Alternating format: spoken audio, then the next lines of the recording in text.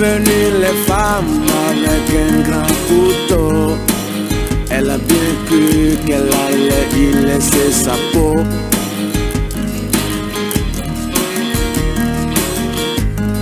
Et puis ce matin, il a fallu qu'elles entrent, couper une fleur cachée sous son ventre. Non à l'excision, j'ai dit non à l'excision. Ne les touchez plus, elles ont assez souffert. Un homme est sur son ventre, son corps ne répond même pas. Elle voulait bien qu'il entre, mais elle ne le sent même pas. Il est juste là pour s'aimer sa graine. Mais ce chant qu'il laboure est une bien triste plaine. Non à l'excision, j'ai dit non à l'excision. Ne les touchez plus, elles ont assez souffert. Non à l'excision, j'ai dit non à l'excision. Ne les touchez plus, elles ont assez souffert. On lui a coupé la peau, peut-être qu'il la vende comme un morceau de viande, un si petit morceau. On lui a coupé la peau, juste un bout de son corps. Ils ont pris dans son île le plus beau des trésors.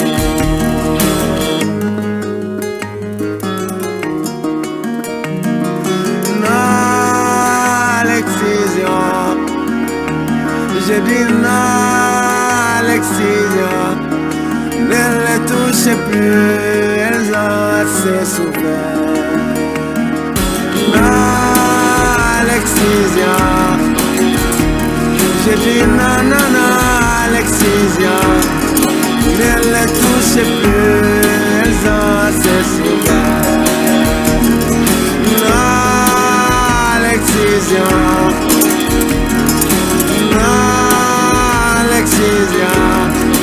Ne les touchez plus, elles ont assez souffert.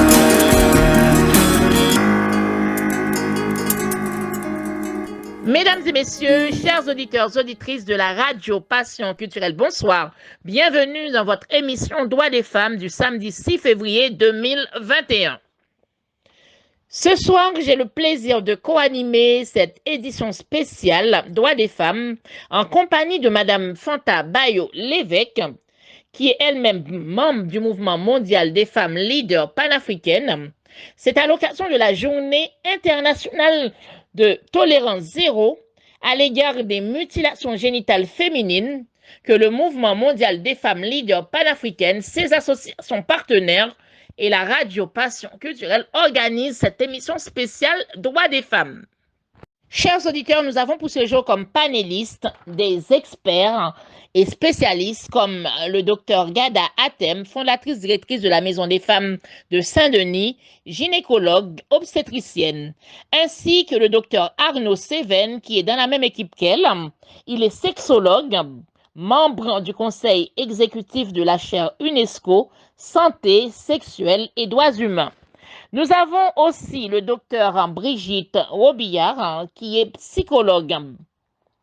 On va continuer. Nous avons le témoignage de mademoiselle Saran Fofana, ex-candidate finaliste Miss Guinée France et membre du mouvement mondial des femmes leaders panafricaines. L'expertise de maître Linda Vell-Curiel, qui est juriste, avocate au barreau de Paris, en matière de mutilation sexuelle. Elle est reconnue pour avoir été l'une des premières à militer contre la pratique de l'excision en France et à obtenir surtout la condamnation pénale d'exciseuses et des parents. Pour finir, nous avons Madame Christine Bénis-Clerget, ex-président du GAMS, GAMS, Groupe pour l'abolition des mutilations sexuelles et des mariages forcés. Elle-même, elle a été excisée à l'âge de 10 ans. Elle est infirmière de profession. Elle a pu constater des dégâts causés de l'excision dans la vie des femmes. Bonsoir, chers auditeurs, chères auditrices de la Radio Passion Culturelle. J'ai le plaisir aujourd'hui de vous accueillir ce soir, le 6 février 2021, en compagnie de Madame Lydia Antoine. Alors, je suis Fanta Bayo-Lévesque, je suis présidente de l'association Ensemble pour le Nimba, mais également membre du MMFLP, le mouvement mondial des femmes leaders panafricaines, qui est d'ailleurs présidé et a été créé par Madame Marthe Kouavogui. Le mouvement mondial des femmes leaders panafricaines a pour vice-présidente Madame Agnès Ounounounou, qui est chargée des affaires financières. Alors, en compagnie de Lydia Antoine, nous allons co-animer une émission spéciale aujourd'hui concernant la journée internationale de tolérance zéro à l'égard des mutilations génitales féminines. Nous allons avoir des intervenants qui vont nous apporter leur expertise, notamment le docteur Hatem, directrice de la Maison des Femmes à Saint-Denis, ainsi que le docteur Arnaud Seven, qui est sexologue, dans la même équipe que le docteur Hatem. Nous allons aussi accueillir docteur Robillard, qui est psychologue, maître Linda Veil-Curiel, qui est juriste, avocate en matière de mutilation sexuelle, et nous allons aussi avoir le témoignage de mademoiselle Saran Fofana, et l'expertise de Madame Christine Bénis, ex-présidente du GAMS. Donc, chers auditeurs, chères auditrices, suivez notre émission spéciale aujourd'hui concernant la journée internationale à l'égard de tolérance zéro à l'égard des mutilations génitales féminines, en compagnie de Lydia Antoine, présidente de la Radio Passion Culturelle. Je vous souhaite une très très bonne émission. Bienvenue dans l'émission Droits des femmes sur la radio Passion Culturelle. Une petite pause, on revient tout de suite dans votre émission du jour. Chères auditrices, auditeurs, de retour dans l'émission Droits des femmes sur la RPC après cette pause musicale. Nous vous rappelons que l'émission de ce soir, c'est à l'occasion de la journée internationale de tolérance zéro à l'égard des mutilations génitales féminines. Nous avons des spécialistes, des experts. Nous parlerons surtout de la question des mutilations génitales féminines. Tout de suite, retrouvons le docteur Brigitte Robiliard, psychologue et ethnopsychologue. Bonsoir docteur. Je suis avec madame Fanta Bayo-Lévesque. Très bien, merci beaucoup Lydia. Écoutez, je souhaite la bienvenue dans cette émission à tous nos auditeurs et toutes nos auditrices dans cette émission spéciale de la Radio Passion Culturelle. Aujourd'hui, ce soir, on a l'honneur et le grand plaisir d'accueillir docteur Brigitte Robillard qui va nous parler d'un sujet en particulier et on va le découvrir ensemble, chers auditeurs, chères auditrices, dans quelques minutes. Ce soir, chers auditeurs et chères auditrices, nous allons parler d'un sujet qui est très, très, très sensible. Il s'agit des mutilations génitales féminines. Le 6 février, l'ONU a décrété cette journée comme étant la journée internationale de tolérance zéro à l'égard des mutilations génitales féminines. Et ce soir, nous avons le plaisir d'accueillir donc le docteur Brigitte Robillard qui va nous parler de ce sujet, mais également de sa spécialité. Très bien. Bonsoir encore une fois, docteur Brigitte Robillard. Bienvenue à vous. Merci. Bonsoir. Très bien. Est-ce que vous pouvez vous présenter un petit peu plus en détail à nos auditeurs et dites-nous pourquoi vous avez choisi cette spécialisation, sachant que vous êtes psychologue et ethnopsychologue. Oui, alors effectivement, je suis psychologue et donc formée à l'ethnopsychiatrie et médiateur familial. Qu'est-ce qu'on peut se demander déjà ce qu'est un psychologue? Voilà, j'ai repris une petite définition de François Sironi, qui est expert près la Cour pénale internationale de La Haye, qui nous dit que Le psychologue, c'est quelqu'un qui aide à comprendre le caché, quelqu'un qui aide à redevenir fort dans sa tête et j'aime bien, cette définition, hein. Redevenir fort dans sa tête, c'est ce qui me semble, important, surtout dans le sujet qui nous préoccupe, aujourd'hui. Alors, l'ethnopsychiatrie, c'est pour moi, c'est quand, un patient me demande: «Qu'est-ce que l'ethnopsychiatrie?» c'est se soigner avec la théorie du patient. Hein, c'est-à-dire, on s'interroge sur, ce qu'est, la maladie, psychique et la thérapie pour une culture, considérée. Parce que, je me suis toujours quand j'ai fait mes études, je me suis toujours posé la question de savoir comment, notre psychothérapie, ou notre psychiatrie, occidentale, pouvait, avoir une volonté, universelle, hein, ce qui ne me semble pas, très logique finalement parce que, chaque culture a ses modèles, encore une fois, de maladies, psychiques et de psychothérapie. Donc pour moi, c'est important de prendre en compte alors même si on s'adresse, à la population, française, il y a des personnes qui, encore aujourd'hui, hein, qui vont voir, des sorciers. Il y en a encore, en France, et pourquoi pas? Puisque si, la personne peut se faire aider, par un sorcier, pourquoi pas? C'est-à-dire qu'on ne doit pas, avoir des préjugés, à l'avance, enfin, en ce qui concerne, pour moi, un psychologue, en tous les cas, pas de préjugés et voir avec le patient ce qui peut l'aider, hein. Ne pas arriver avec ses idées, préconçues, avec des dogmes, tout faits, mais au contraire, que le patient, nous éclaire sur la façon dont nous, on peut l'aider. Voilà, c'est pour ça que, je me suis intéressée, à l'ethnopsychiatrie. Voilà. Très bien. Eh bien, merci beaucoup, docteur, pour cette réponse.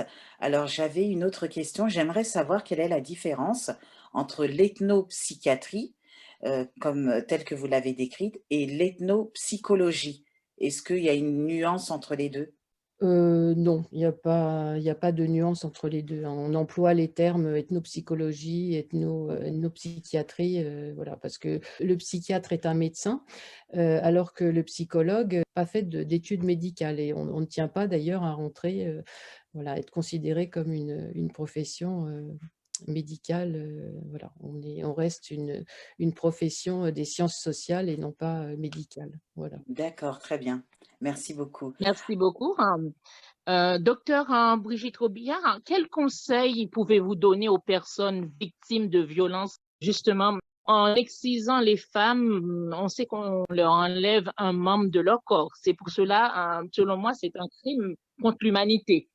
Bien sûr. Lorsque dans une famille, une fille n'est pas excisée, elle est considérée comme une sorte d'extraterrestre.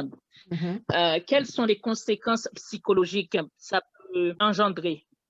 Alors quand, la 1re fois que je suis intervenue, hein, dans le cadre des mutilations, génitales, féminines, les mots qui me sont venus parce que quand vous reportez aux conventions internationales, hein, on peut dire que c'est une violation, des droits des femmes, une discrimination, une forme extrême de discrimination envers les femmes. Mais bon, pour moi, la première chose qui me vient dans la tête, c'est plutôt le mot torture, hein, violence sexuelle, traumatisme, c'est ça en fait, l'excision. Alors, les conséquences, elles sont multiples, hein, c'est-à-dire qu'il y a des conséquences, physiques, bien sûr, mais physiques, non seulement on va mutiler, en général, une petite fille, mais des conséquences, physiques plus tard et des conséquences psychologiques et sociales également. C'est particulier parce que si vous voulez, donc si on reprend le terme, de torture, la torture en fait c'est, habituellement un mode de déculturation. C'est-à-dire on veut, supprimer la culture de la personne torturée pour l'assimiler à une autre culture. Et là, c'est le contraire, c'est-à-dire que la mutilation, elle va, renforcer l'appartenance à une culture, hein. Donc c'est une forme de torture, en fait, particulière, mais ça reste quand même une torture. Alors les conséquences, elles sont graves, comme je vous l'ai dit tout à l'heure. Mhm. Parce qu'en fait, il y a une étude, bon, il y a beaucoup d'études, mais il y en a une quand même, impressionnante, je trouve. C'est que, les violences exercées, sont un signe, enfin un indicateur de bonne ou de mauvaise santé, c'est-à-dire à 55 ans. C'est-à-dire qu'à 55 ans, pour faire court, votre espérance de vie et de bonne santé, elle va dépendre du fait que vous ayez subi ou pas des violences dans votre enfance. Hein. Et le problème, c'est que bien souvent, dans les parce que les violences extrêmes vont entraîner, bien entendu, des conséquences psychosomatiques, psychologiques, etc., mais par de multiples formes. Et on ne va jamais relier ces maladies et ces conséquences voilà, psychiques et physiques aux violences qui ont été subies. Donc, en fait, la personne, elle se trouve, démunie à tout un tas de raisons, démunie parce qu'elle souffre, donc elle souffre physiquement, elle souffre, psychiquement et sa souffrance ne va jamais être reliée aux violences qui ont été subies. C'est-à-dire que, dans mon cabinet, par exemple, encore, hier, hein, bon, il ne s'agit pas de mutilation génitale, mais de violences, sexuelles subies dans l'enfance. La personne, vous demande, «Bah, écoutez, je vous dis ça, mais est-ce que ça a un rapport avec, l'état dans lequel je suis aujourd'hui?» J'ai une patiente, qui m'a dit un jour, bon, que j'avais vue depuis déjà de nombreux mois même et qui me dit: «Bah, écoutez, je vous ai pas raconté ça, c'est un détail, mais bon, je vous le dis quand même». Est-ce qu'une agression sexuelle, c'est un détail? Est-ce que, vous voyez? Donc la victime elle-même, banalise ce qui lui est arrivé et ça, c'est dramatique. Donc elle est confrontée, à son à une espèce de déni, elle-même de son état, au déni, de son entourage, donc c'est très compliqué et les mutilations génitales sont d'autant plus compliquées que là, c'est la mère et des adultes de confiance qui l'ont emmenée se faire torturer en quelque sorte. Donc l'enfant, à qui il peut faire confiance? S'il peut plus faire confiance à sa mère, il est perdu en fait. Il ne va plus jamais pouvoir faire confiance, ni à sa mère, ni aux adultes, ni au monde même. C'est-à-dire que le monde bascule, c'est quelque chose de dramatique pour son avenir et en tant qu'enfant, qu'adulte, enfin c'est vraiment quelque chose de terrible. Voilà. Alors, bon, évidemment, je peux encore vous décrire les conséquences, mais bon, les conséquences, hein, elles sont, voilà, la dépression chez l'adulte, enfin, déjà dans l'enfance, les problèmes scolaires, l'inattention, l'hypervigilance, la colère, et puis chez l'adolescent, l'adulte, voilà, la dépression, les tentatives de suicide, scarification, enfin bon, etc., etc., tout les tableaux, qu'on peut rencontrer après avoir subi, des violences effectivement dans l'enfance. Et les personnes qui hésitent justement à consulter un psychologue. Oui, alors voilà, vous faites bien de soulever la question parce que, consulter un psychologue, déjà c'est compliqué, bon, c'est une démarche, déjà qui n'est pas facile à faire et là, la personne doit trouver quelqu'un qui va l'écouter et la croire, d'être, allié avec le patient et cetera et ça, c'est pas facile parce qu'on est, encore une fois, ici, en tous les cas, on a nos repères de psychologie, occidentale, je dirais, parce que dans notre, psychologie, on rattache les symptômes à la personne. Or là, le symptôme, il est pas dans la personne. Le symptôme, il vient de l'extérieur. Donc il va falloir prendre en compte cet autre, extérieur, invisible, il va falloir le faire, revivre, dans la psychothérapie. C'est-à-dire qu'il va falloir que le thérapeute, avec la personne, puisse faire revivre ces événements, traumatiques, et prenne en compte l'auteur de l'événement traumatique, hein, parce que l'état actuel de la personne, c'est pas dû à la personne, c'est pas sa structure psychique, qui est en cause, non, c'est ce qu'on lui a fait et donc dans la psychothérapie, on devra s'intéresser à l'autre, l'auteur de ces violences et aider la personne à construire dans sa tête, une révolte à l'égard de ce qu'on lui a fait. Hein, c'est-à-dire que son mal-être, il ne vient pas d'elle, il vient de l'extérieur. Et ça, c'est important à prendre en compte, dans la psychothérapie parce que si on ne le fait pas, la personne, elle pourra jamais se débarrasser de ça, hein, et ce qui est important, ce qu'on va essayer de faire, dans le traitement, c'est de permettre à la personne, déjà de pouvoir mettre des mots sur ce qui lui est arrivé parce que c'est très difficile, hein. Quand on parle de torture, on oblige la personne à remettre des mots et à se resituer dans le contexte de ce qui lui est arrivé et c'est vraiment, très douloureux. En fait, il faut bien avoir en tête que la personne qui repense à ce qu'on lui a fait subir, quand il s'agit de torture, de violences, extrêmes comme ça, c'est pas seulement un souvenir. C'est-à-dire que, ça va être quelque chose qu'elle va revivre dans le présent. C'est-à-dire dans le présent, elle va revivre, exactement la même chose qu'elle a vécue, quand on a, fait, exercer les actes, de barbarie, sur elle. Donc c'est très, très difficile. Donc il faut arriver dans le traitement à l'aider à lui redonner une chronologie dans sa vie, c'est-à-dire, à bien replacer le passé dans ce qu'il est et à faire que ce passé ne soit pas en permanence dans son présent, hein. C'est-à-dire que faire bien la distinction entre le passé, le présent et puis, un avenir, à construire. Ça, c'est très important. Merci beaucoup. Bien, Fanta, est-ce que tu merci. as quelque chose à rajouter? Alors moi, j'ai trouvé votre témoignage et votre expertise surtout très, très, très intéressante.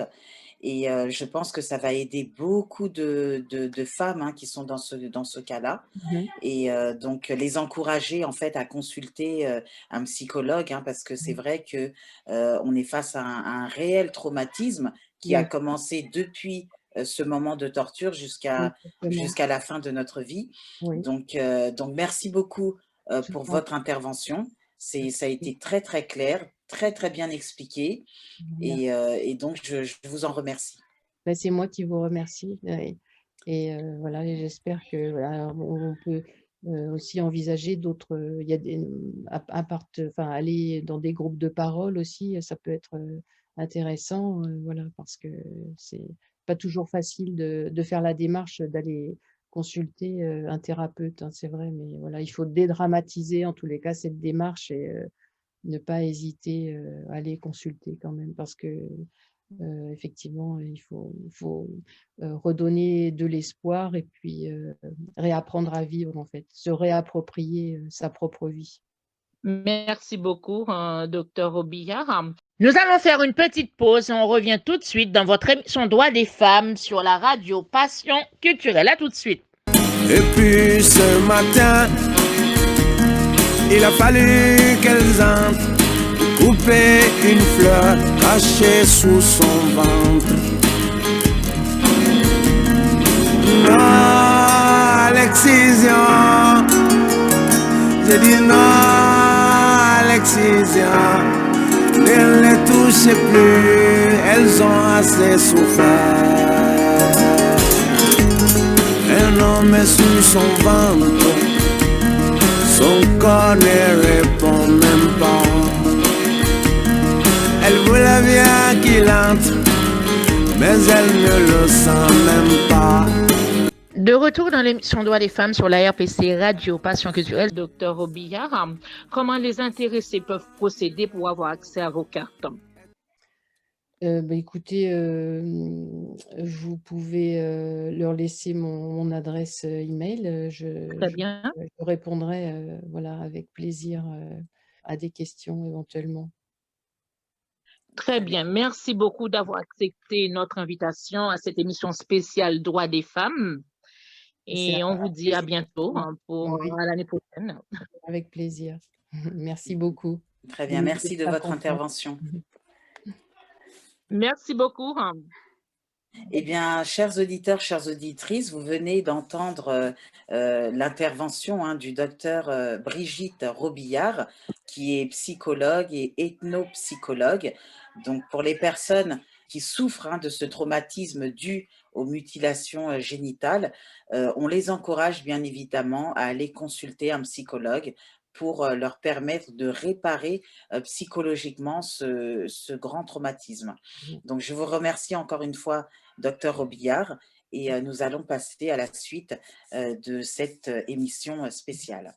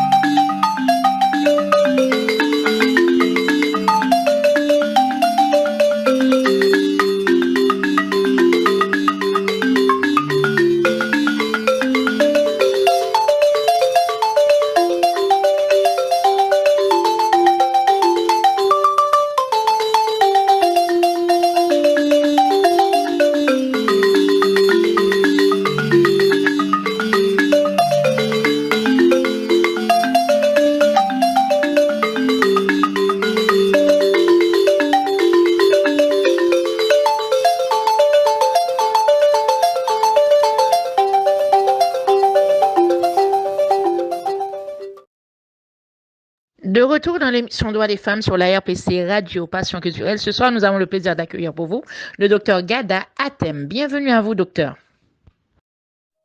Très bien, écoutez, bonsoir à toutes et tous. Je m'appelle Rada Hatem, je suis gynécologue accoucheur et je m'occupe de la Maison des femmes de Saint-Denis, où je suis notamment en charge de l'unité mutilation sexuelle. Merci beaucoup. Pourquoi une maison des femmes à Saint-Denis, docteur Ghada Hatem? Tout simplement parce que je travaillais déjà à Saint-Denis au moment où j'ai eu l'idée de cette maison, où je travaillais à la maternité. Et j'ai trouvé que ce territoire méritait qu'on lui offre une prise en charge spécifique, plus orientée sur les violences. Ce n'est pas parce qu'il y a plus de violences au prétexte qu'on est en Seine-Saint-Denis, mais parce que dans ce territoire, il y a aussi des violences comme partout, auxquelles se rajoute la précarité, la migration et beaucoup d'éléments qui rajoutent de la complexité aux femmes. Donc, je me suis dit que ça serait pas mal d'en monter une ici. Après, je pense qu'il en faut un peu partout. Oui, vous avez tout à fait raison. Merci beaucoup. La question suivante, docteur Hatem, quel type de population recevez-vous en ce qui concerne la chirurgie réparatrice au niveau de la mutilation sexuelle? Nous avons deux grands types de populations. Une partie sont des femmes qui sont nées en France ou qui sont arrivées jeunes, soit pour rejoindre leur famille, soit pour faire des études. Et ces jeunes femmes ont découvert à un moment donné qu'elles avaient subi l'excision, petites. Et elles viennent nous voir d'abord pour comprendre qu'est-ce qu'elles ont. Est-ce que c'est grave? Est-ce que ça peut poser un problème dans leur vie amoureuse, dans leur vie de mère, pour leurs accouchements? Et accessoirement, elles envisagent peut-être de se faire opérer. Une autre partie de ces femmes nées en France ou venues assez tôt vient nous voir avec des requêtes. Elles se plaignent d'avoir mal au moment des rapports, de ne pas avoir assez de désir, de ne pas avoir assez de plaisir, ou tout simplement de ne pas être satisfaites de l'image de femme qu'elles ont. Et elles sont très en demande directement d'une chirurgie réparatrice. Et puis, nous avons des femmes qui sont migrantes et arrivées récemment sur le sol français, qui viennent nous voir, alors soit pour avoir un certificat d'excision, elles pensent que ça peut aider leur demande d'asile, ce qui n'est pas toujours vrai, et ce qui est même rarement vrai, soit parce que effectivement, elles considèrent qu'elles n'ont jamais eu de plaisir dans leur vie et qu'elles voudraient se faire opérer. Et il faut, là encore, prendre le temps, évaluer la situation, parce que parfois, elles n'ont jamais eu de sexualité désirée, elles n'ont jamais connu des rapports sexuels non violents. Et le fait qu'elle n'ait pas de plaisir ne vient pas exclusivement et parfois pas du tout du fait qu'elle soit excisée. Donc, vous voyez toutes sortes de patientes, toutes sortes d'âges, toutes sortes d'origines sociales et toutes sortes d'origines géographiques. Très bien. Eh bien, merci infiniment pour cette réponse, hein. Ça a été très, très clair au niveau des précisions. Merci d'avoir soulevé le fait qu'il y ait effectivement plusieurs types de populations et avec différents types de problématiques. Merci. Docteur Angelatem, quelles sont les procédures que vous suivez face à une personne victime d'excision? Alors, notre objectif à la Maison des femmes, c'est de leur rendre service, mais vraiment. C'est-à-dire pas forcément de répondre à leurs demandes initiales, mais qui est de les accompagner vers une meilleure compréhension de ce qui ne va pas dans leur vie. Et parfois, elles sont excisées, elles n'ont pas de désir, pas de plaisir, mais elles vivent avec un conjoint violent et leur couple ne va pas bien du tout. Et les opérer ne leur rendrait pas forcément service. Donc, on essaie de comprendre avec elles qu'est-ce qu'elles ont vécu dans leur vie, qui leur donne une mauvaise estime d'elles-mêmes, qui fait qu'elles n'ont pas de projet, qu'elles pensent qu'elles ne valent rien, et d'essayer de travailler ces dimensions-là. Et puis, il faut qu'on comprenne aussi qu'est-ce qui se passe dans leur sexualité. Est-ce que c'est parce qu'elles ne savent rien de la sexualité? Est-ce que réellement cette excision est un problème? Et c'est pour ça que nous les confions pour une évaluation à des psychologues et puis au docteur Seven qui est là et qui est notre sexologue pour essayer de faire vraiment le tour des problèmes qu'elles sont en train de rencontrer. Il peut arriver qu'on s'aperçoive que le problème vient vraiment d'une très mauvaise entente dans le couple, avec ou sans violence, et que là, il faut vraiment évaluer la situation de ce couple et voir si on peut les aider à aller mieux, ou est-ce qu'il y a beaucoup de violence et de danger et qu'il faut protéger cette femme, et pas du tout l'opérer, en tout cas pas tout de suite. Il peut arriver aussi qu'en accord avec le docteur Seven et la psychologue, on évalue la situation et qu'on se dise, oui, effectivement, l'excision est un frein chez cette femme pour une sexualité épanouie, pour une meilleure estime d'elle-même, et probablement que ce serait une bonne idée de l'opérer. Et par contre, on prend toujours le temps de cette évaluation et puis on conseille aux femmes d'aller à des groupes de parole. Ça leur permet d'entendre d'autres récits que les leurs, de voir que beaucoup de femmes sont confrontées aux mêmes choses et donc le fait de ne pas être seule, le fait de s'ouvrir à d'autres est très, très intéressant. Et puis, on leur recommande aussi de profiter de toute notre offre psychocorporelle qui peut aller donc de la kiné à l'ostéopathe, aux ateliers de karaté, de danse, d'art-thérapie ou de théâtre. Et puis, quand elles sont migrantes, on les oriente aussi vers notre cours de français. Et elles ont la possibilité de rencontrer des juristes qui connaissent bien la demande d'asile et le droit des étrangers, ou bien des juristes qui peuvent les aider dans la séparation, dans la protection des enfants. Donc, vous voyez, une prise en charge la plus globale possible. Voilà, D'accord. il y a une prise en charge complète, hein, docteur Gadatem. En tout cas, merci beaucoup d'avoir répondu à toutes les questions et merci surtout d'avoir participé à cette émission. Est-ce que tu as un dernier mot, Fanta, pour le docteur Gadatem? Oui, en tout cas, ben moi aussi, je vous remercie hein, au nom du MMFLP, le Mouvement mondial des femmes leaders panafricaines. Je vous remercie pour votre expertise. C'est pas la première fois que vous intervenez dans nos émissions et c'est toujours un plaisir de vous recevoir parce que votre expertise est très, très claire et ça permet d'aider effectivement de nombreuses personnes qui nous suivent. Donc, je vous remercie pour votre intervention. Mais merci de m'avoir invitée et longue vie aux femmes leaders panafricaines.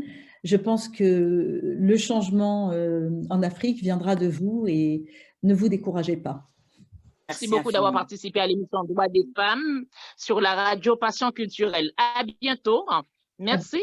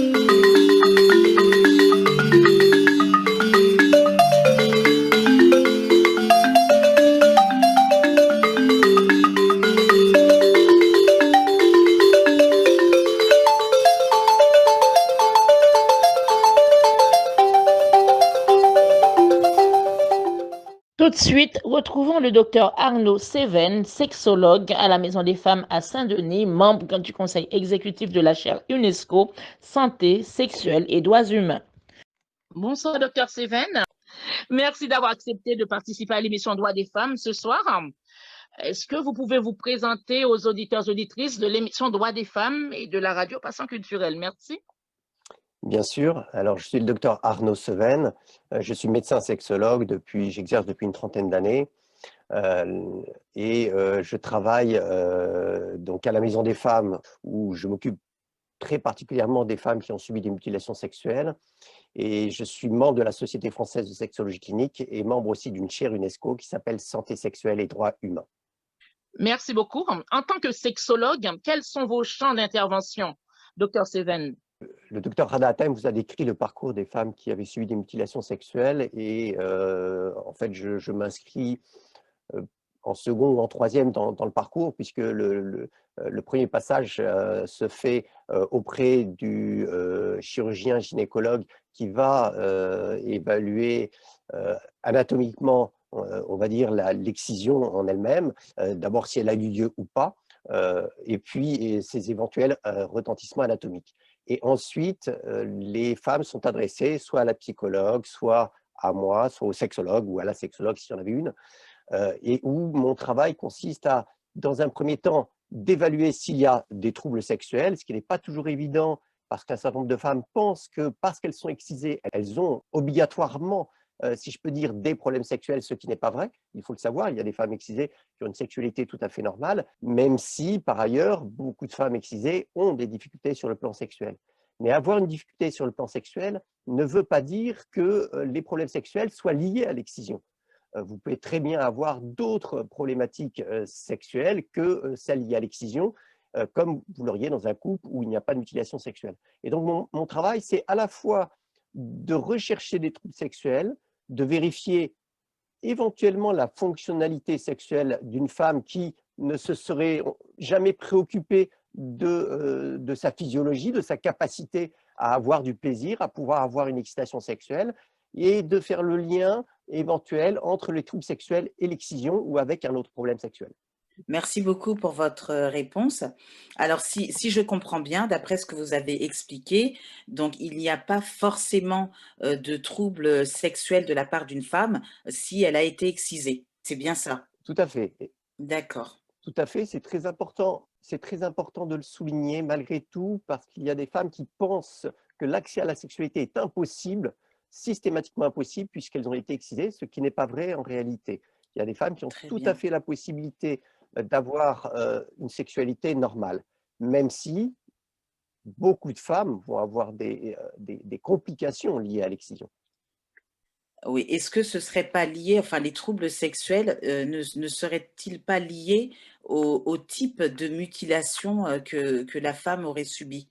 Si c'est une ablation partielle du clitoris ou totale ou autre? Pas toujours, malheureusement. C'est-à-dire que même si vous avez certains types qui sont corrélés, par exemple, il y a des femmes à certains endroits du monde qui ont des infibulations, c'est-à-dire qu'on va en même temps qu'on fait l'excision ou parfois on ne coupe pas le clitoris, mais on va simplement refermer le vagin, les complications peuvent être différentes. Mais de toutes petites excisions peuvent entraîner des dégâts très importants. Donc, il n'y a pas de corrélation nécessairement entre le geste et la gravité de l'excision. Et ça, c'est aussi une chose importante, il n'y a pas de petite excision. Voilà. C'est selon chaque femme aussi, docteur, hein, parce que chaque femme ne réagit pas pareil, peut-être. Hein. Il n'y a pas les mêmes sensations, peut-être. Hein. C'est selon les personnes. Non, non. On va dire que la réaction du corps peut être différente. Il peut y avoir une cicatrice de mauvaise qualité, même sur une petite excision.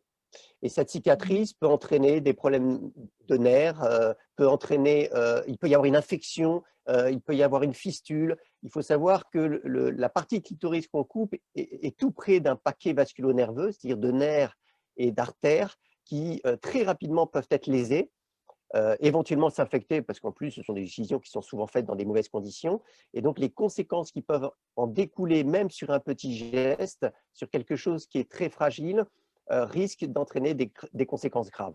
Et donc, c'est indépendant finalement du geste et ce n'est pas vraiment fonction de la personne. La découverte de la sexualité Mhm, ultérieure mhm. dépend aussi de la personne et de sa relation à l'autre. Mais pour ça, il faut qu'elle soit préservée sur le plan anatomique. Et c'est là le problème, c'est que même une petite excision peut gravement abîmer la physiologie d'une femme. Merci beaucoup, docteur Seven, pour cette réponse. Le métier de sexologue est-il bien connu du grand public? Qu'est-ce qu'un sexologue en vrai? Alors, ce n'est pas nécessairement un métier très bien connu. Pour vous donner une idée, il y a à peu près 700 médecins sexologues en France, mais il y a aussi des sexologues qui ne sont pas médecins, des psychologues sexologues, par exemple. Le titre de sexologue n'est pas un titre reconnu en soi. Mais en ce qui concerne les médecins, vous avez maintenant l'obligation pour vous dire sexologue de passer un diplôme interuniversitaire de sexologie qu'on peut passer dans un certain nombre d'universités en France. Donc la meilleure garantie de soins par un médecin qui diplôme réellement, qui dispose d'un diplôme reconnu, et ce fameux diplôme interuniversitaire. Quant au métier lui-même, il est complexe, mais je peux vous en parler si vous le désirez. Et pour les auditeurs et auditrices, ce serait intéressant de détailler un tout petit peu plus, parce qu'on a une méconnaissance D'accord. de votre métier. D'accord. Vraiment, Il y parce a, qu'on se pose beaucoup de questions et oui, l'auditoire aussi. très bien. Je vais me centrer sur la prise en charge des femmes qui ont des mutilations sexuelles. Une des premières choses à Merci. faire, c'est de travailler sur les bases de la sexualité. Et les bases de la Mhm. sexualité, ce sont souvent les droits. Les droits, à la fois les droits humains et à la fois des droits d'égalité entre les hommes et les femmes. Donc il y a déjà ce contexte-là à poser, ces droits-là à poser pour parler de sexualité. Autrement dit, une autre façon de le dire, c'est que la femme a les mêmes droits que les hommes, c'est que la femme a le droit de se déterminer sur le plan de sa sexualité, c'est qu'elle est libre de faire ce qu'elle veut de son corps, c'est qu'elle est libre sur le plan de la reproduction, de déterminer le nombre d'enfants qu'elle veut avoir, le nombre de rapports sexuels qu'elle veut avoir. Donc ça, c'est la base. Et au-delà de ça, il y a tout un travail qui est fait sur l'accès au plaisir. Euh, Travailler sur la sexualité, c'est travailler sur la satisfaction de la femme dans sa sexualité. Ce n'est pas ce que nous, on veut, c'est là où elle veut aller.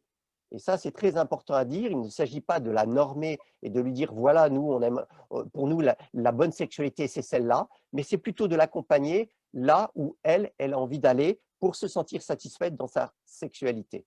Ça peut aussi nous amener à travailler sur le couple, parce que la communication, la qualité de la relation conjugale est aussi quelque chose d'important. Donc, on travaille aussi, parfois avec les couples, en tout cas, on travaille sur la notion de conjugalité, si vous voulez, sur l'entente sexuelle dans le couple. Voilà, en résumant brièvement, on va dire notre travail. On peut peut-être ajouter qu'on va essayer d'aider la femme à découvrir comment elle fonctionne, à avoir une autonomie sur sa sexualité. Beaucoup de femmes, que ce soit d'ailleurs des femmes excisées ou pas, finalement, ne savent pas très bien quel sens a la sexualité pour elles-mêmes. Souvent, c'est une sexualité au service de l'homme. Et nous, on cherche à leur faire découvrir, mais au fond, vous, femmes, qu'est-ce que vous aimeriez vivre dans votre sexualité pour vous-même? Et non pas juste une sexualité qui serait une forme de devoir conjugal. Comment vous aimeriez vivre votre sexualité? Quel sens vous voulez lui donner en dehors des repères qui sont des repères essentiellement en réalité construits par des hommes? Et les femmes souvent ne se sont pas posé cette question-là. Elles demandent des droits à l'égalité sexuelle, mais souvent elles confondent ces droits avec un fonctionnement qui serait celui des hommes. Or, ce n'est pas à ça qu'il faut aboutir, c'est qu'est-ce que vous voulez, vous, vivre dans votre sexualité en tant que femme.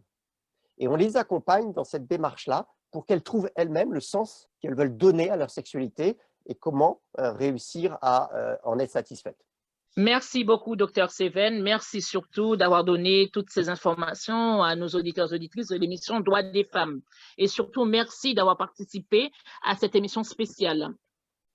Écoutez, j'en suis ravi parce que les femmes, une chose importante à dire, c'est que ces femmes ont des parcours extrêmement difficiles et elles ont énormément de courage et je suis stupéfait chaque jour de la force de ces femmes. Très bien, cher docteur. Merci au nom de la Radio Passion Culturelle et du Mouvement mondial des femmes leaders panafricaines. On vous dit à bientôt. Merci beaucoup. Oui. Merci beaucoup, docteur Seven. Au revoir. Au revoir. Merci, au revoir, merci. Au revoir, merci.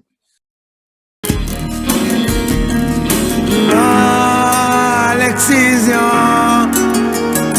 J'ai dit non à l'excision. Ne les touchez plus, elles ont assez souffert. Un homme est sur son ventre, son corps ne répond même pas. Elle voulait bien qu'il entre, mais elle ne le sent même pas. Il est juste là pour s'aimer sa graine. Mais ce chant qu'il laboure est une bien triste plaie. Chers auditeurs, auditrices, tout de suite, retrouvons mademoiselle Saran Fofana, ex-candidate finaliste de Miss Guinée-France et membre du mouvement mondial des femmes leaders panafricaines, dans un témoignage. Bonsoir mademoiselle Saran Fofana, c'est avec un plaisir immense qu'on vous accueille ce soir à l'émission Droits des femmes. Bonsoir Lydia, bonsoir Fanta, bonsoir à tous les auditeurs et auditrices de la radio Passion Culturelle. Je m'appelle Saran Fofana, ex-candidate finaliste de Miss Guinée-France, membre du mouvement mondial des femmes leaders panafricaines. Mon projet humanitaire porte sur l'excision, qui est un crime contre l'humanité, une violence faite aux femmes. Alors, il faut savoir que l'excision est pratiquée partout dans le monde. Stop aux idées reçues.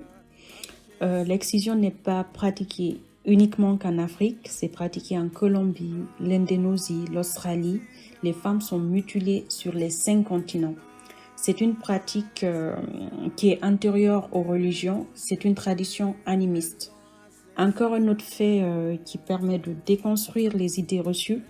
Il faut savoir que l'excision était pratiquée dans la médecine occidentale jusqu'aux années 30. C'était le moyen choisi par certains médecins, selon eux, pour soigner la nymphomanie, la masturbation. Il faut savoir que l'excision est souvent la première étape pour les petites filles. Ensuite, elles subissent les mariages précoces, les mariages forcés. Donc, pour ces fillettes, pour ces jeunes filles, on leur vole leur enfance, on leur vole leur innocence. Et les conséquences de l'excision vont des saignements à l'hémorragie qui peuvent entraîner la mort, également des rapports sexuels qui vont être douloureux, des complications à l'accouchement et pour certaines victimes, des traumatismes à vie. Dans tous les cas, cette pratique ne doit pas avoir lieu. Il y a un grand tabou sur le sujet. En réalité, on n'en parle pas assez. Et même au sein des groupes de femmes, il n'est pas facile pour les victimes de libérer la parole. Tout de même, il y a encore des résistances et il y a tout un travail pour lutter contre l'excision. Il faut continuer les campagnes de sensibilisation qui commencent à porter leurs fruits, car certains pays ont criminalisé l'excision et on espère vraiment que d'autres pays vont se rajouter sur la liste. Associer les hommes au combat, ils ne sont pas nombreux à le militer, trouver des alternatives, proposer des solutions aux exciseuses qui gagnent leur vie en pratiquant l'excision, expliquer pourquoi l'excision est nocive pour le corps et la santé des femmes. Il faut faire de l'excision une lutte au quotidien pour en finir avec et pouvoir protéger les générations futures de filles, de mères et de grand-mère. On remercie mademoiselle Saran Fofana pour sa participation à l'émission Droits des femmes à l'occasion de la Journée internationale de tolérance zéro à l'égard des mutilations génitales féminines. Merci pour son témoignage. À bientôt.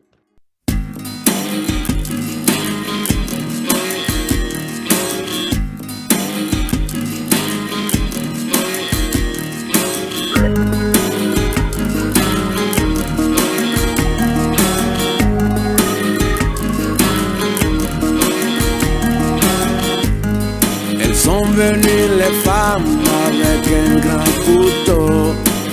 Elle a bien cru qu'elle allait y laisser sa peau.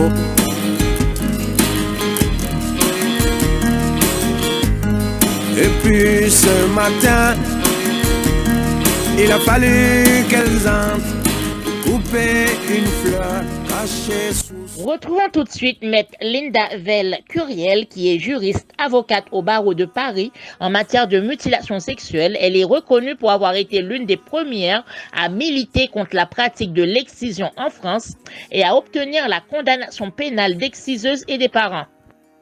Bonjour, je suis Linda Veil-Curiel, avocate à Paris, et je remercie Passion Culturelle de m'avoir invité à participer à son émission Droits des femmes pour évoquer le volet juridique des mutilations sexuelles. Alors, j'insiste beaucoup sur le terme mutilation sexuelle et non pas génitale. Pourquoi ? Parce que c'est la liberté sexuelle, l'autonomie sexuelle des femmes qui est visée, et non pas sa faculté à procréer. Je vais vous raconter comment je me suis trouvée à m'occuper de l'excision des bébés en France. J'étais jeune avocate en 1982 lorsque j'ai appris par la presse que des bébés avaient été mutilés sur le territoire français et qu'une petite en particulier, la petite Bobo, était décédée des suites de son excision. Alors naturellement, la justice s'est emparée de ces affaires puisqu'il y avait eu manifestement atteinte à l'intégrité physique des enfants. Mais de mon point de vue, il n'avait pas bien qualifié les actes qui avaient amené le décès de l'enfant, parce qu'il considérait qu'il y avait non-assistance à personne en danger, dans la mesure où les parents qui avaient demandé l'excision de leur fille l'avaient laissée saigner jusqu'à la mort, avant de l'amener à l'hôpital, quand c'était trop tard. Donc, je suis intervenue pour protester et dire « mais non, il ne s'agit pas de cela. L'excision constitue une mutilation qui est qualifiée de crime par le code pénal. » J'ai ensuite participé au groupe de travail que la ministre du droit des femmes de l'époque, Madame Roudy, avait créé à son ministère avec des médecins, des femmes relais, interprètes, et puis j'étais la seule avocate, juriste. Et c'est ainsi qu'alors que tout le monde réclamait à grands cris une loi pour combattre cette barbarie, j'ai dit non, c'est inutile de créer un nouveau texte de loi puisque le code pénal sanctionne déjà la mutilation. Car la loi française a vocation universelle, c'est-à-dire qu'elle s'applique à toute personne sur le territoire français. Et la France, la société, a un devoir de protection des enfants qui se trouvent sur son territoire. Par conséquent, le projet de faire une loi a été abandonné et des procès se sont multipliés à partir du moment où l'on a découvert qu'il y avait quantité d'enfants qui étaient excisés. C'est comme cela que les choses ont commencé. J'ai été amenée à me constituer partie civile au nom de la Commission pour l'abolition des mutilations sexuelles qui avait été créée par Awa Thiam. Awa était parfaitement d'accord avec moi et considérait qu'il fallait que la justice s'applique. Et c'était une manière d'informer les parents de l'interdit légal. On ne s'est pas arrêté là puisqu'on a organisé avec Dr Piette, en fait c'est elle qui a organisé, la formation des médecins de PMI en leur demandant d'être vigilantes et d'expliquer aux familles qu'il ne fallait pas mutiler leur enfant. Qu'autrement, un signalement serait fait à la justice et que, eh bien, il risquait d'être amené devant les tribunaux. Et c'est ce qui s'est passé.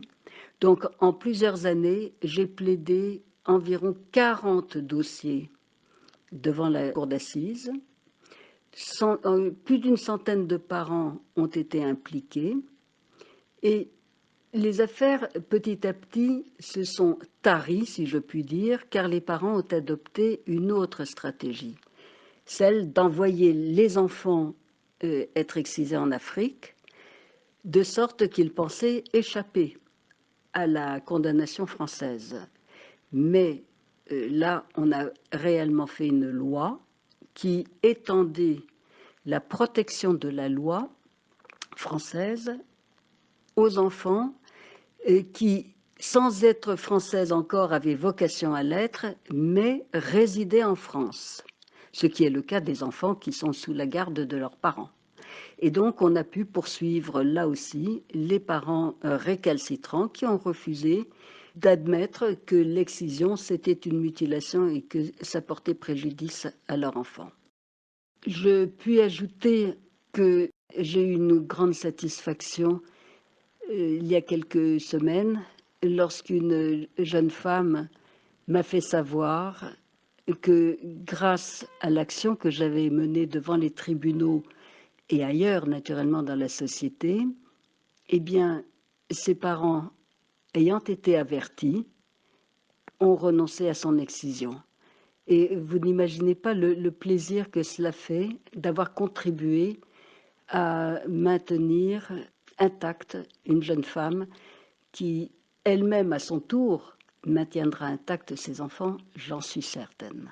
Merci, chère maître, pour votre expertise. Merci d'avoir participé à l'émission Droits des femmes à l'occasion de la journée internationale de tolérance zéro à l'égard des mutilations génitales féminines.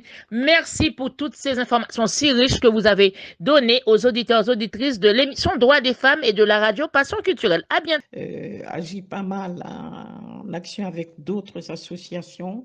On participe à des colloques, séminaires, conférences, débats sur le plan international et national aussi, en collaboration avec d'autres organismes internationaux. Aujourd'hui, on est le 6 février 2021, c'est la journée internationale pour l'élimination des mutilations génitales féminines. Que vous inspire cette date, vous qui avez milité pour combattre cette pratique depuis plusieurs années? Le 6 février est un jour très important pour nous tous. Il y a un an, il y a une fillette qui est morte en Égypte des suites de son excision. Et le chirurgien qui l'a mutilée a été relâché le 6 février 2020. C'est vous dire que cette journée, l'impact de cette journée n'est pas si important dans certains pays. C'est pour cela que nous devons faire entendre nos voix. Comment a-t-on pu relâcher ce chirurgien meurtrier d'une petite fille le 6 février suite à une mutilation sexuelle? Vous voyez, ça s'est passé en Égypte. Ça donne à réfléchir. Le 6 février est très important pour nous tous, pour nous toutes, mes sœurs. Restons debout et faisons froid. C'est le 6 février 2012, je crois, l'ONU a désigné cette journée comme journée tolérance zéro contre les mutilations sexuelles. C'est dire donc que cette journée est très importante pour nous, bien sûr, puisque là, c'est la reconnaissance au niveau mondial de nos actions, de notre combat contre cette pratique. Puisque l'ONU, ce jour-là, donc ça fait 9 ans que cette journée a été décrétée comme journée tolérance zéro contre les mutilations sexuelles. Donc, c'est la reconnaissance mondiale de notre combat, c'est la reconnaissance aussi mondiale des méfaits ô combien dramatiques de cette pratique sur la vie des femmes. Il faut savoir qu'en France, par exemple, selon vous, Madame Bénis-Lerger, pourquoi cette pratique continue-t-elle malgré l'évolution des sociétés où elle a toujours existé? La raison pour laquelle cette pratique malheureusement continue à durer, c'est difficile à dire, mais il est vrai que ça recule un peu partout dans le monde, mais le travail d'éducation, de sensibilisation doit continuer. puisque les raisons souvent qui sont évoquées, c'est donc la coutume, les raisons religieuses, d'ordre aussi sociologique. Par exemple, au niveau sociologique, on dira que c'est pour que les filles restent sages, pour l'honneur de la famille, exactement. Sur le plan des coutumes, on peut entendre que ça a toujours été comme ça, voilà. Donc, je pense que c'est l'une des raisons qui fait que ça perdure. Mais ce qui est certain, c'est que nous ne devons pas baisser les bras, nous devons continuer. On n'arrivera à éradiquer cette pratique que par le travail d'éducation, d'information. L'ignorance est la pire des tares. Moi, je pense que le fait qu'on ignore les dégâts de l'excision, il ne faut pas hésiter de faire un travail de sensibilisation au niveau de la télévision, au niveau dans les associations, dans les groupes humains, dans les rassemblements des femmes. Parler des méfaits, tant sur le plan gynécologique qu'obstétrical, c'est la seule façon, c'est en informant, en sensibilisant et en éduquant qu'on arrivera à éradiquer cette pratique. En France, on estime à 60 000 à peu près le nombre de femmes excisées. Voilà. Sinon, nous sommes passés de 130 à 200 millions de femmes excisées dans le monde. Cette pratique ne concerne pas seulement l'Afrique. Hein. Donc, les Indonésiennes, par exemple, sont toutes excisées. Voilà. Donc, elles nous ont fait passer d'ailleurs de 130 millions à 200 millions. C'est vous dire donc l'importance de cette pratique, combien c'est répandu hein, au niveau mondial. Nous ne devons pas baisser les bras, nous devons rester debout. C'est un combat de longue haleine, mais nous y arriverons. Madame Bénice Clergier, vu votre expérience, quels conseils pouvez-vous donner aux personnes victimes de mutilations sexuelles? Notre association, qui est une fédération en fait, puisque nous avons plusieurs antennes en France, hein, vous avez une association GAMS au niveau de l'Alsace, Champagne-Ardenne, en Auvergne, dans le Rhône-Alpes, donc Normandie, en Occitanie, dans les Hauts-de-France, en Auvergne aussi, dans le sud, dans la région PACA. Donc, on a le GAMS Normandie, pas de Calais, tout ça. Voilà, c'est vous dire donc qu'on a des antennes un peu partout. Voilà.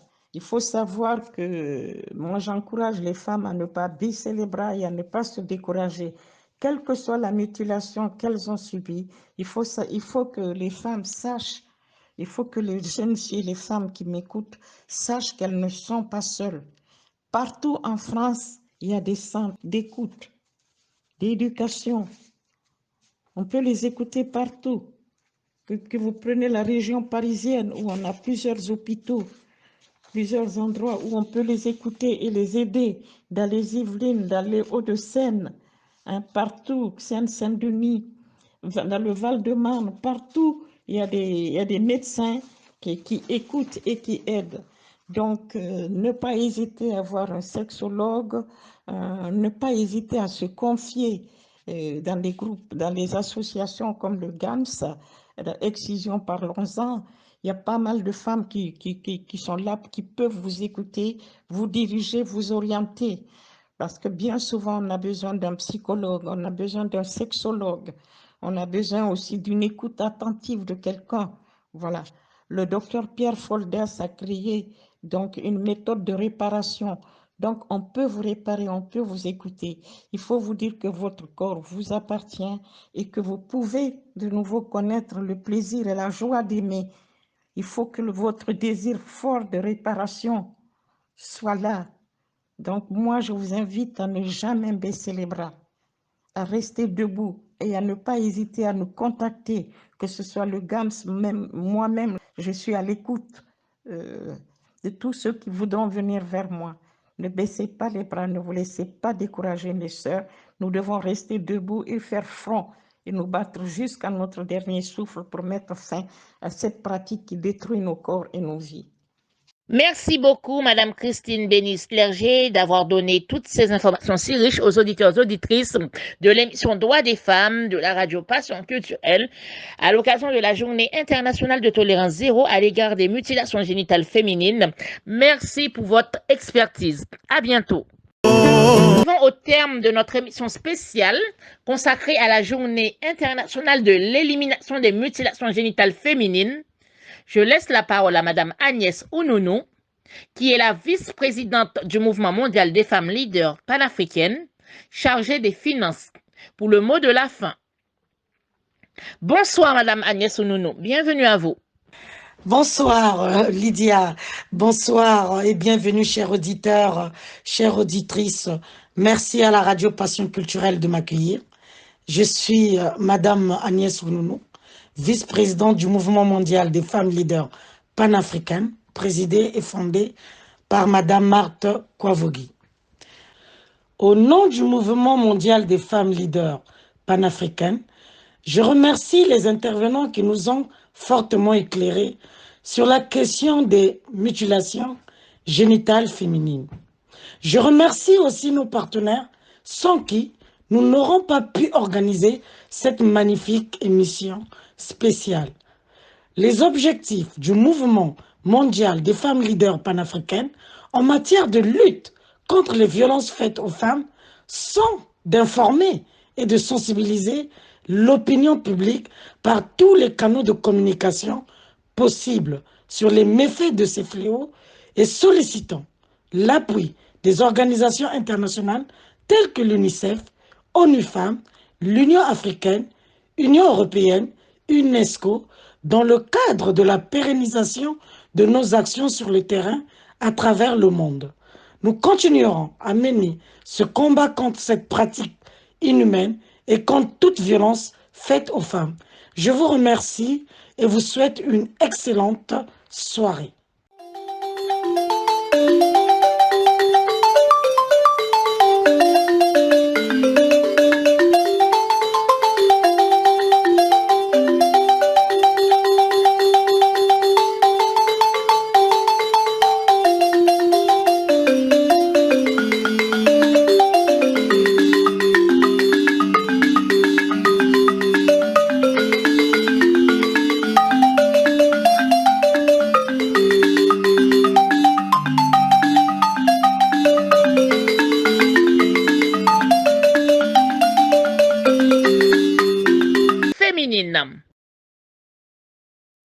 Je m'appelle Latifa, j'ai 10 ans et je vais vous raconter l'histoire de Awa.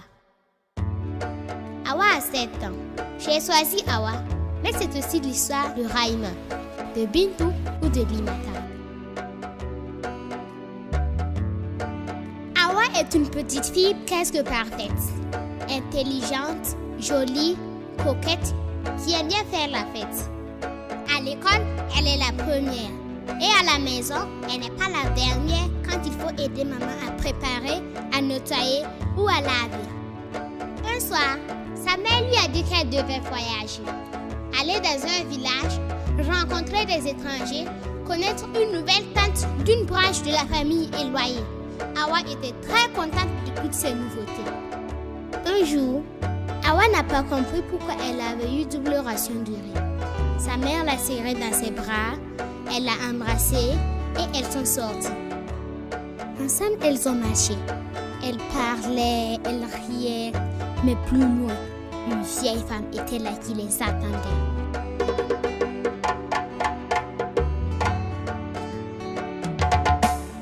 Excision, excision, non à l'excision. Excision, plus jamais d'excision. Excision, excision, non à l'excision. Excision, plus jamais d'excision. Elle avait les yeux rentrés dans la tête, un œil très sévère, et elle la regardait. Elle a levé la voix, parlé méchamment, et sa mère a relevé sa robe, tout simplement. La lame de rasoir brillait entre ses mains décharnées. Awa ne comprenait pas ce qui lui arrivait. Elle criait, elle pleurait, sa mère écartait ses jambes. La vieille femme se fâchait et hurlait. L'effort dégageait ses vilaines dents. Ses mains luisaient de sang. Ça se passait dehors.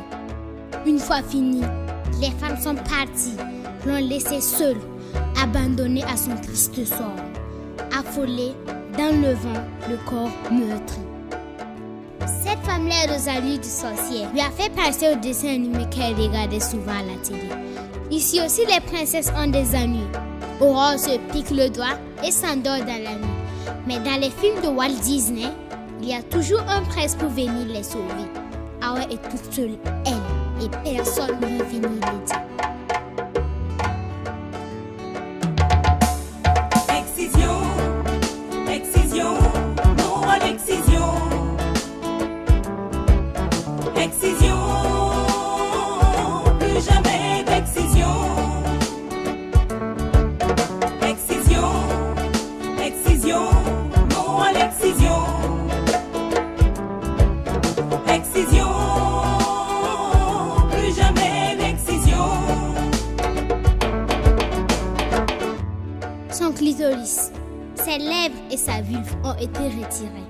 De ses organes de futures génitrices, il ne reste plus qu'une grande cicatrice. La douleur est trop forte et pour l'oublier, Awa se force à essayer de penser.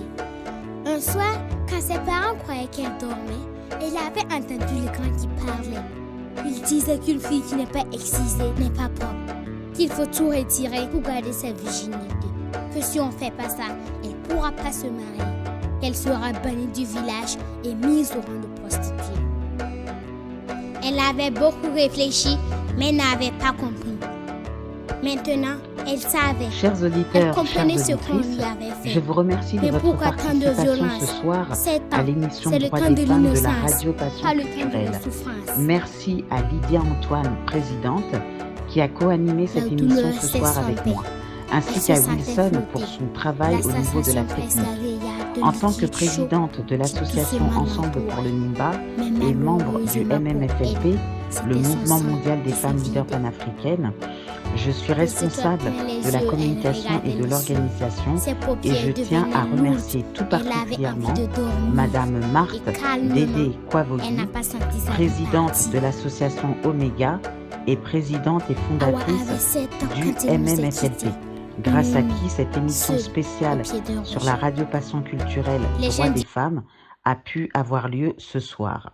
Un grand merci également aux intervenants qui nous ont apporté leur expertise sur la question des mutilations génitales féminines, Dr Hatem, Dr Obillard, Dr Seven, Madame Christine Bénis et l'excellente maître Linda Veil-Curiel. Merci aussi à tous nos partenaires, Divine pour la campagne visuelle, #Pourquoi existons. Merci à tous et à très bientôt, chers auditeurs, chères auditrices, sur la radio Passion Culturelle. Chères auditrices, auditeurs, mon dernier mot pour cette émission spéciale Droits des femmes, à l'occasion de la journée internationale de tolérance zéro à l'égard des mutilations génitales féminines, nous lançons un appel à tous les États, aux organisations nationales et internationales, à la société civile et aux communautés qui pratiquent les mutilations sexuelles féminines pour qu'ils défendent les droits des filles et des femmes. Nous demandons aussi à ces organismes et communautés de concevoir, de renforcer et de soutenir des actions spécifiques et concrètes afin de parvenir à l'élimination des mutilations sexuelles féminines en une génération. Merci à tous. C'était Lydia Antoine. Maintenant, elle savait. Elle comprenait ce qu'on lui avait fait. Mais pourquoi tant de violence? 7 ans, c'est le temps de l'innocence, pas le temps de la souffrance. La douleur s'estompait. Elle se sentait flotter. La sensation presque agréable de liquide chaud qui doucement l'entourait. Mais malheureusement pour elle, c'était son sang qui se vidait. Des étoiles plein les yeux, elle regardait les cieux. Ses paupières devenaient lourdes, elle avait envie de dormir. Et calmement, elle n'a pas senti sa vie partir. Awa avait 7 ans quand elle nous a quittés. Une nuit, seule, au pied d'un rocher. C'est la fin de l'émission. Un remerciement spécial à tous les auditeurs, auditrices qui étaient branchés pour participer et écouter l'émission Droits des femmes. Cette émission, c'était à l'occasion de la Journée internationale de tolérance zéro à l'égard des mutilations génitales féminines.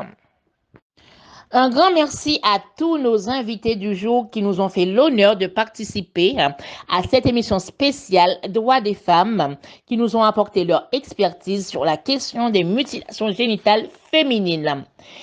Docteur Gada Atem, fondatrice, directrice de la Maison des femmes de Saint-Denis, gynécologue, obstétricienne.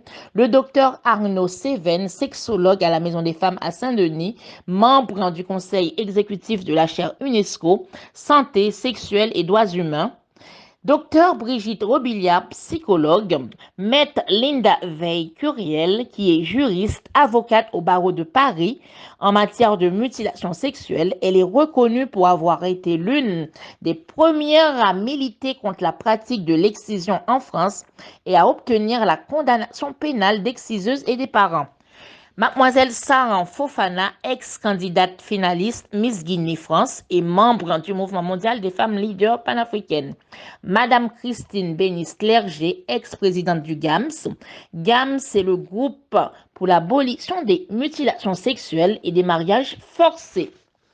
Un grand merci à Madame Dédé Bokoni, Madame Kwavogui, Marthe Dédé Kwavogui, présidente fondatrice du Mouvement mondial des femmes leaders panafricaines, créatrice de l'émission Droits des femmes sur la radio Passion culturelle et présidente d'Omega.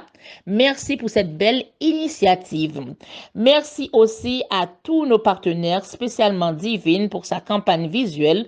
Hashtag Pourquoi existe-t-on? Merci à ma consoeur Madame Fanta Bayo Lévesque d'avoir co-animé cette émission spéciale avec moi ce soir. Merci à Wilson Labossière qui était à la technique. Merci pour son travail. Et merci à tous nos super branchés de la radio Passion culturelle pour votre fidélité. Continuez à nous suivre sur tous les réseaux, Internet, Twitter, Instagram, Facebook Live et surtout sur la chaîne YouTube de la radio Passion culturelle. Abonnez-vous au maximum. Encore merci beaucoup. Nous espérons vous retrouver l'année prochaine pour une nouvelle édition Droits des femmes. Merci, à bientôt. C'était Lydia Antoine, alias Lids, co-animatrice de cette émission Droits des femmes sur la radio Passion culturelle, présidente du mouvement mondial des femmes leaders panafricaines, commission média.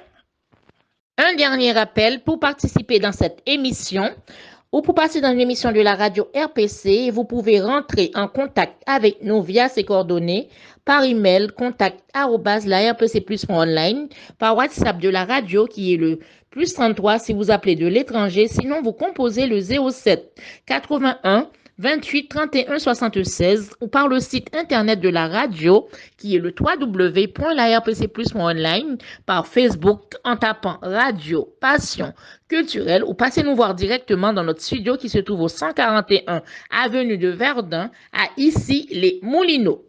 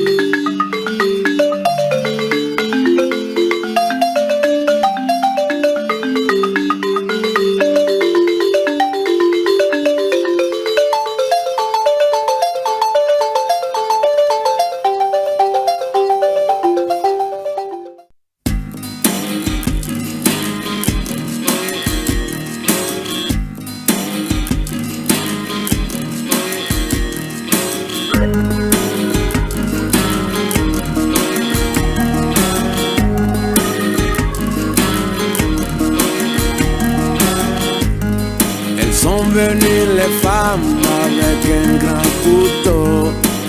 Elle a bien cru qu'elle allait y laisser sa peau.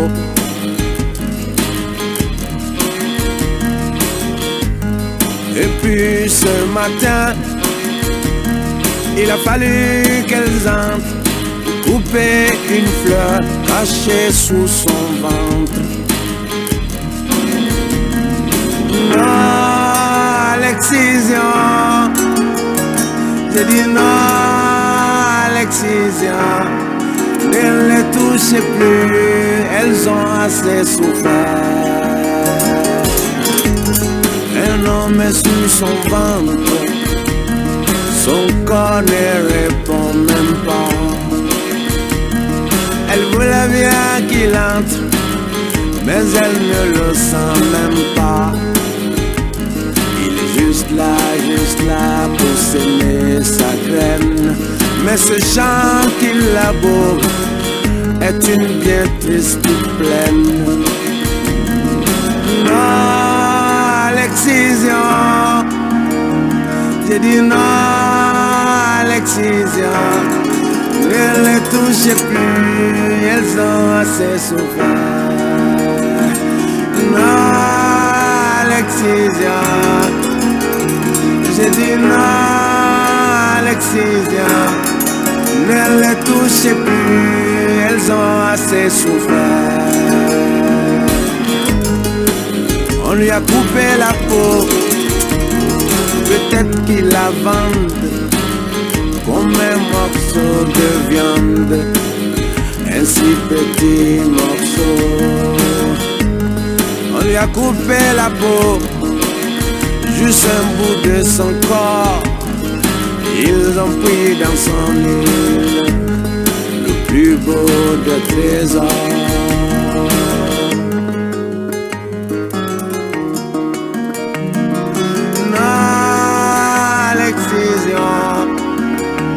J'ai dit non à l'excision. Ne les touchez plus, elles ont assez souffert. Non à l'excision. J'ai dit non, non, non à l'excision. Ne les touchez plus, elles ont assez souffert. Non à l'excision.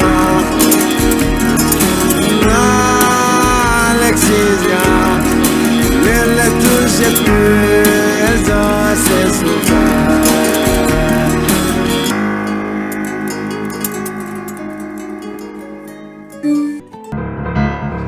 Je m'appelle Latifa, j'ai 10 ans et je vais vous raconter l'histoire de Awa. Awa a 7 ans. J'ai choisi Awa, mais c'est aussi l'histoire de Raïma, de Bintou ou de Limata.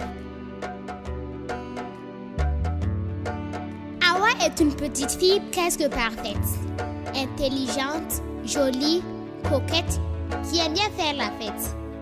À l'école, elle est la première. Et à la maison, elle n'est pas la dernière quand il faut aider maman à préparer, à nettoyer ou à laver. Un soir, sa mère lui a dit qu'elle devait voyager, aller dans un village, rencontrer des étrangers, connaître une nouvelle tante d'une branche de la famille éloignée. Awa était très contente de toutes ces nouveautés. Un jour, Awa n'a pas compris pourquoi elle avait eu double ration de riz. Sa mère l'a serrée dans ses bras, elle l'a embrassée et elles sont sorties. Ensemble, elles ont marché. Elles parlaient, elles riaient, mais plus loin, une vieille femme était là qui les attendait.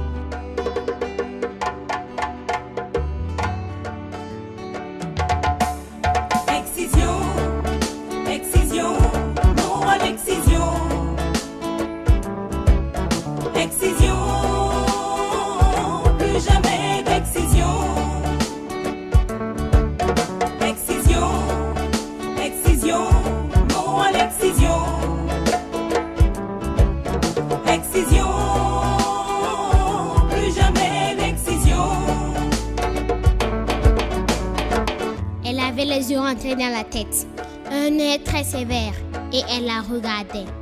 Elle a levé la voix, parlé méchamment, et sa mère a relevé sa robe tout simplement. La lame de rasoir brillait entre ses mains décharnées. Awa ne comprenait pas ce qui lui arrivait. Elle criait, elle pleurait, sa mère écartait ses jambes. La vieille femme se fâchait et hurlait. L'effort dégageait ses vilaines dents. Ses mains luisaient de sang. Ça se passait dehors. Une fois fini, les femmes sont parties, l'ont laissé seule, abandonnée à son triste sort. Affolée, dans le vent, le corps meurtri. Cette femme-là, Rosalie du sorcier, lui a fait penser au dessin animé qu'elle regardait souvent à la télé. Ici aussi, les princesses ont des ennuis. Aurore se pique le doigt et s'endort dans la nuit.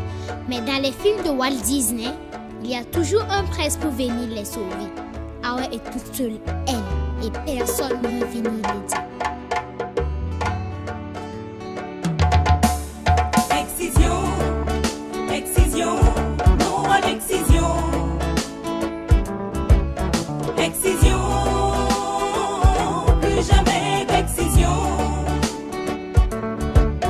Excision, excision, non à l'excision. Excision, plus jamais d'excision. Son clitoris, ses lèvres et sa vulve ont été retirés. De ses organes de future génitrice, il ne reste plus qu'une grande cicatrice. La douleur est trop forte et pour l'oublier, Awa se force à essayer de penser. Un soir, quand ses parents croyaient qu'elle dormait, elle avait entendu les grands qui parlaient.